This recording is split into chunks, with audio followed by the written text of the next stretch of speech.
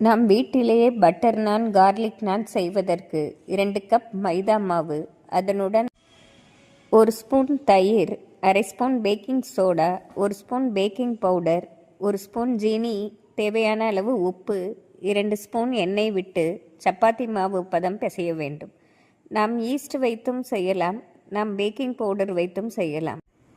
மாவு சாஃப்டாகவே வரும்.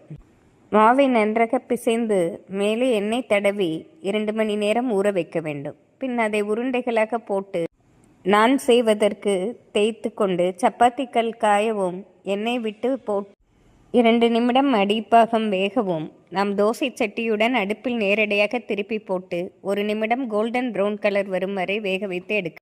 கார்லிக் நான் செய்வதற்கு உருகிய பட்டரில் பொடியாக நறுக்கிய கார்லிக், மல்லி இலை போட்டு கிளறி நாம் தோசை தவாவில் போட்டு மேலே தேய்க்க வேண்டும். பின் திருப்பி